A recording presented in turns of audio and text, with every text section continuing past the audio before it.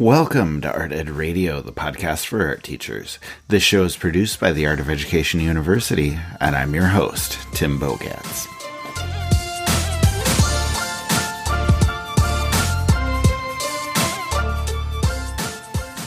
Today, we are welcoming back Michael Bell. He is an amazing art teacher, artist, administrator, author, and so much more.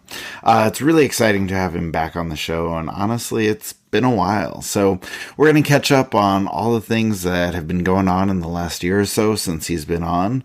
Michael is actually an administrator now, and I think it's awesome to have someone like him overseeing art teachers. So we'll have him talk a little bit about all the great things that he's doing there.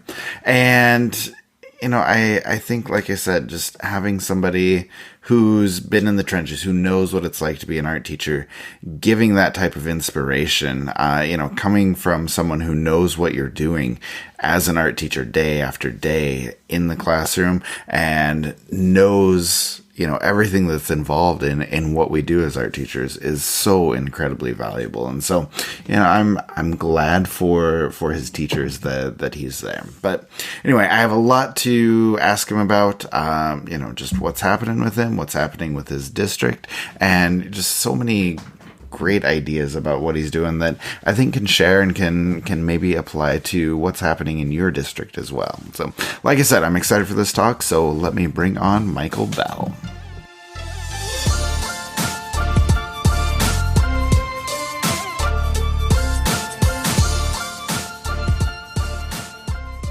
All right, and Michael Bell is back on the show with me now. Michael, how are you doing today? I'm doing fantastic, Tim. It's great to hear from you again.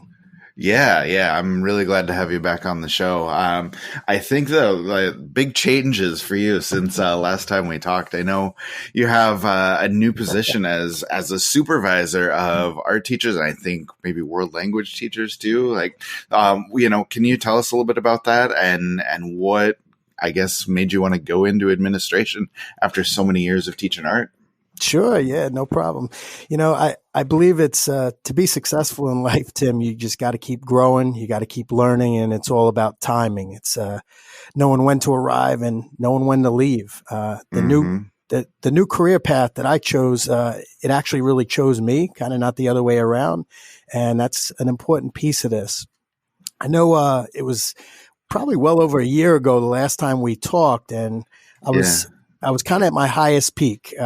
I had become a 3-time National Teacher of the Year, had given a TED Talk, published a book, and my students had done the unprecedented. I mean, they had won the NAEA's Most Coveted Rising Star Award 7 years straight, which is an award given to one student artist in the entire country each year. Scholastic Awards, we had racked them up to the hundreds at the regional level, and the last 3 years under my tenure had gone to Carnegie Hall back to back to back with winning national medals and over 10 million in scholarships the last 5 years alone. So I was at a point where there was nothing left for me to prove, no more room left for me to grow in the district that I helped thrive over the course of that 23 years. So when the opportunity arose for this new challenge, I just took the leap of faith, and here I am in a place where I feel like I finally can call home. I mean, it's nice. Yeah, that's awesome. So let me ask you though, like you talked about taking on these new challenges. So, what have been kind of the big challenges in a supervisory role? Like, what has gone as expected and what's been different?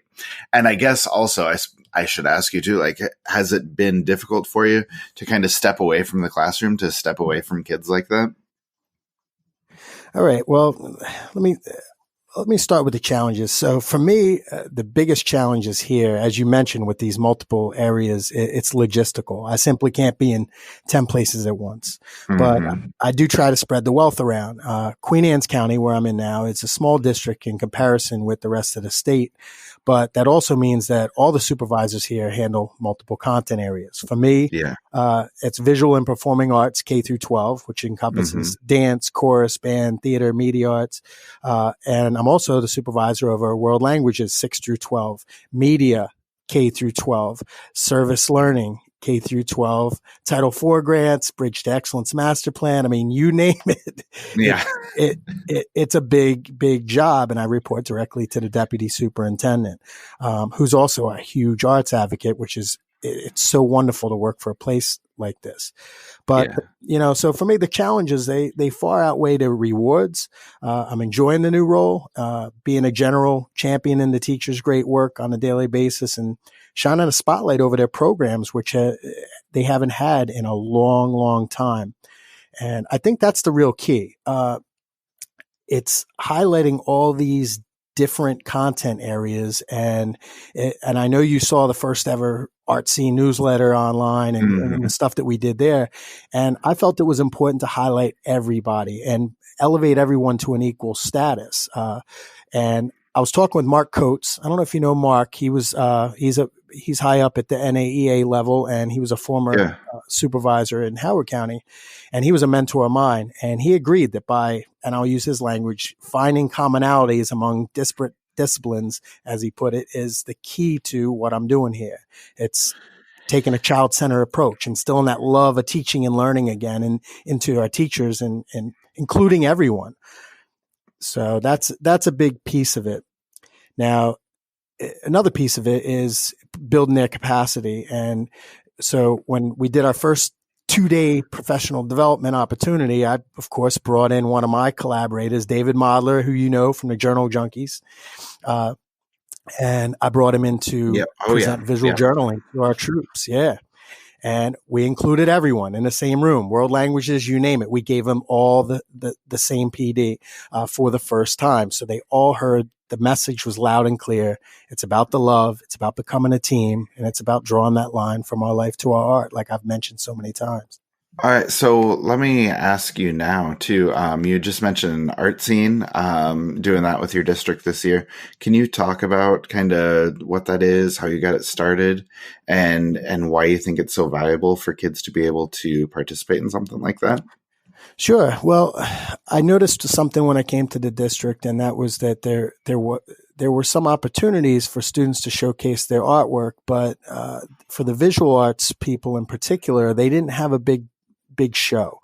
And so I felt this was a need, and it was a need that we could easily fill, but because I had done it for many years, but I wanted to get the buy-in and have them do this bigger than any other place in the state. I mean, when I want to do something, I want to do it big. So exactly.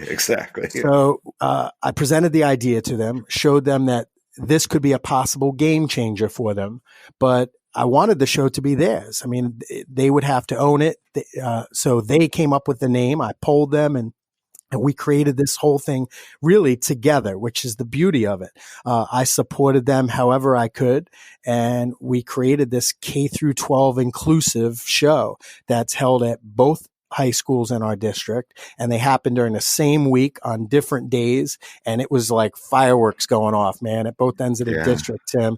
It was incredible. I mean, when I tell you these teachers brought it, I mean, they brought it. You're talking about teachers that have, some of them been teaching for over 2 decades, who all of a sudden this year started up National Art Honor Society chapters for the first time, had Scholastic winners for the very first time, and now they're the new game in town. So I think that's an important piece to this too, for anybody who doesn't do something up like this.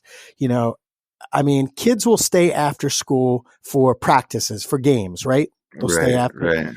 Okay, well, then why are they going to work in your art rooms if there's no game, if there's no external reward? Sure, they might like the teacher, they might like the curriculum, they might like some opportunities to show their work, but it's having that game. Now they have a game. Now they're going to be working hard to showcase their work. And when I tell you, it was unbelievable. Students were making live art. They were on the potter's wheel throwing clay during the ArtScene show. They were making sculptures. They were doing painting demos. Some students, one even sold their work for the very first time. It was an exciting time for them to be showcased on a huge stage in front of, hundreds in the community came out for it. So students need a why, and now the teachers have one, and they're the new game in town, and I'm excited for them. Yeah, that sounds really cool. I love that. And I had seen you were highlighted on your local news, and they just had Yeah. some great footage of like kids on the wheel of just these huge crowds going through there. And I think you'd share that on social media. And Yeah. I love seeing that. Like you said, like the excitement is palpable there, and I think that's a great thing. It is. And I mean, for me to be able to get a spot on WBAL through our superintendent who is championing the arts. I mean, how many superintendents do you know that are willing to go on national, on a television broadcast on Easter Sunday to promote the arts? I mean, she set this thing up and was like, "I'll go if you go, I'm game." And so I Oh was like, yeah. "Oh my God, yeah, let's do Yeah, it. that's Let's do it great. up." I love it. Love it. All right. So let me ask you though, you talked a little bit about professional development, what you're doing with your teachers. And my question is, how much does your history as a teacher, your success as a teacher kind of inform what you do as a supervisor? Like, do you offer your teachers a lot of advice, or do you just kind of let them do their own thing and you kind of support them however you can? Well, I think it's important to champion our teachers and make sure that they know that you got their back. My deputy superintendent, who's a huge arts advocate, by the way, he often says to me, he thinks that I was more prepared for this job than I even realized. And I think it's that spending that 23 years in the trenches, and by Hmm. in the trenches, I mean, selfless service for someone else's success, which is often the teaching profession. Yes. It embodies that. But I think spending that time in the trenches, going through the, incredible highs and lows that all teachers experience, uh, it, it made me the leader that I am for my teachers. So I didn't strive to become an administrator in this capacity. And like I said, it chose me. So it was a perfect timing for this job. As far as, championing my teachers and offering advice, well, sure. I mean, I've seen it all, so I'm happy to step in whenever they want me to step in. I've even had a couple of our teachers in the district want me to present firsthand the visual journaling to their students, and so I've Hmm. shown up at their schools with a suitcase full of amazing visual journals and unpacked them and shared them out with their students. So I think it's important for me to be able to do that for them, to lead by example, show that I'm still comfortable on the ground with them, helping them whenever they Yeah. need it.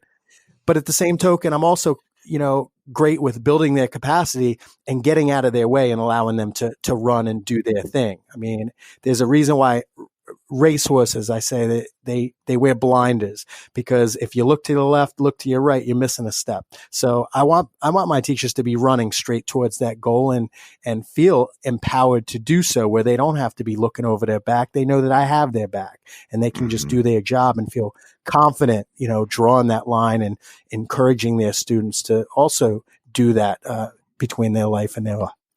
So it's important to. Yeah, I think so, and I think teachers appreciate that kind of support that you're giving them. So next up, let me ask you too. In Sure. terms of supporting teachers, I know you implemented Art Ed Pro with your district, which we talk about all the time on the podcast here, Yeah. and you got your district in position as kind of one of the early adopters of the program. I know it was tough for you to get Pro for all of your teachers, so can you talk about kind of the budgeting process, how you found the money to do that, and maybe some advice for teachers everywhere else to kind of talk to their administrators, how they can work at getting Pro for them. Sure. Well, there's a lot of districts that have some big budgets. I was walking into a district where there wasn't any budget, Hmm. nothing at all. So it was I had seen in other districts do textbook adoptions, and I saw hundreds of thousands, and this is sad, hundreds of thousands of dollars wasted on these textbook adoptions that ended up sitting in storage shelves, Yes. collecting dust. And I didn't want to do that to my teachers. I wanted to provide them something that was relevant. And you provide a platform that is relevant, that's here and now, that populates constantly. A textbook doesn't populate. It doesn't, Hmm.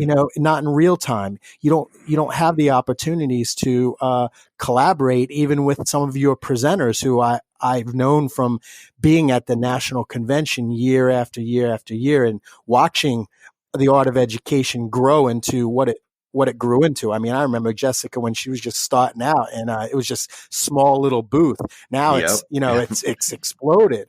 And you've also been there on the ground, just like me, where you know who the best presenters in the nation are, and you've gotten them on board with your programs and your packages. Mhm. So I thought, listen, we're a small district. We don't have tons of money to do a lot of these professional development things with, where I can't hire, someone to come out at, $2,000 a pop to be doing PD.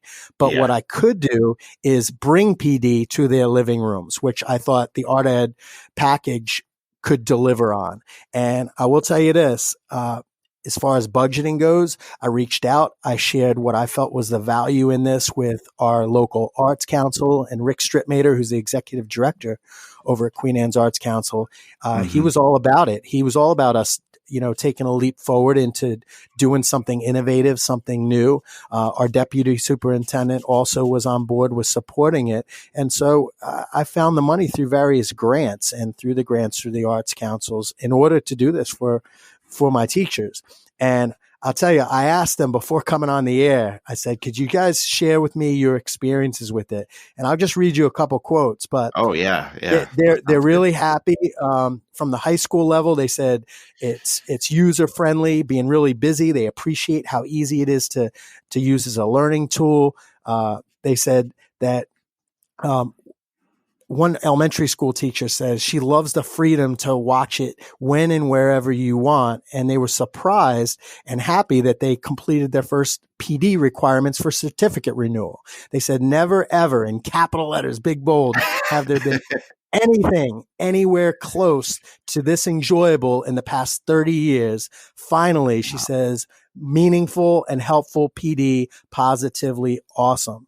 And I even had one of our elementary educators signed up, and she's doing the Art of Education University and for furthering her degrees. So she said she's enjoyed looking at the lesson plans, coming up with her own ideas, and she's been using the Art Ed Pro to even help with her planning, with your planning templates for the classroom, designing curriculum for her own programs, helping her with her choice-based programs. So she says she's hoping it stays around for us to use. So I'm definitely going to keep doing my best to, So couldn't be happier with the experience. It's been invaluable. And the teachers that took full advantage of it. I think for other supervisors out there, I think it's really important that they realize that you need to give your teachers something innovative, something different. And while the data points are great, I can track through Pro, through who's using a lot and who's not, and stuff like that. But that's not the kind of data I actually shared with my teachers this year. I want them to trust me, and that's not what I'm doing to them. I wanted to bring them an opportunity, and if they took advantage of it, then they got a lot out of it. And the ones, if they didn't, then that's their fault. But the people that did, they certainly soared and loved it, and I'm going to keep continuing to bring it to as many of them as I possibly can. Yeah, that's awesome. I love that. So cool. No, and I think that's good advice. I think it shows a lot of people just all the benefits that are there for that. So let me ask you that, like, before we get you out of here, I have to ask you about your personal art, everything that you're doing, because you always have amazing stuff going on. I know that people love to hear from you. They love to hear about the art you're making. So, what do you have happening right now, or what do you have coming up in the future that we should look out for? Well, right before I took this position, I had done a exhibition up in Pennsylvania, and it was a very successful exhibition. And I felt like I was just getting my career even exploding in that realm. Since taking on this position, I put that aside for the year, and I've been very satisfied just painting my masterpiece, really, with my team in the district and in other areas. I mean, we've totally are revamping our visual arts curriculum at the high school level. Completely. And Art Ed Pro is helping a lot with providing some valuable resources for us to do that. We're doing that also with the world languages. We brought Seal Up Literacy here to the district for the first time ever. So I've been painting my masterpieces in other ways. Yeah. I'm going to definitely get back to painting some more this summer and lining up some different work for a future show. So I'm also working continuously on the 31 Nights project and developing Yeah. that into a book, since it's a real valuable resource for teachers and providing them those exciting challenges and prompts for their kids to create authentic artwork. And that's so important as opposed to project making, authentic work. So that's where I'm headed. Yeah, for sure. I love it. Love it. Cool. Well, Michael, thank you so much for your time. Appreciate talking to you. It's always good to talk to you. I love hearing what you have going on. So hopefully we can have you back on again soon.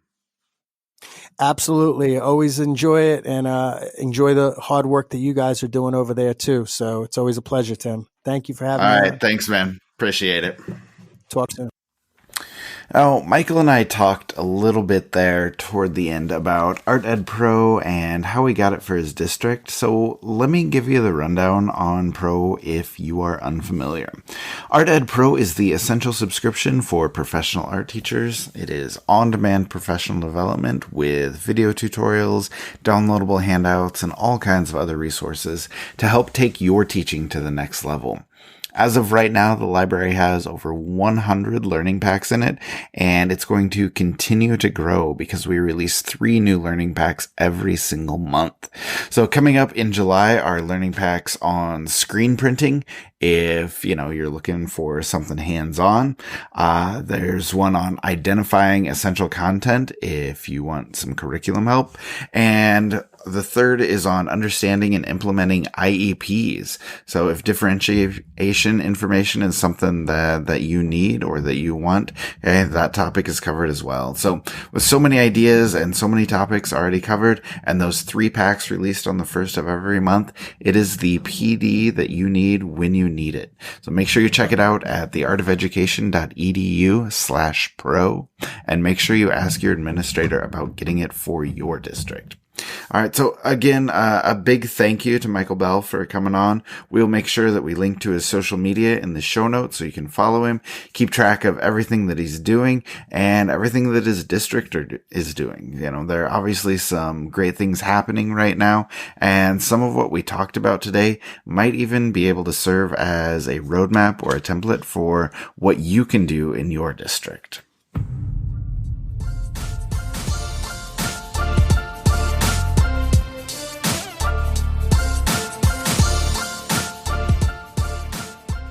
Art Ed Radio is produced by the Art of Education University with audio engineering from Michael Crocker.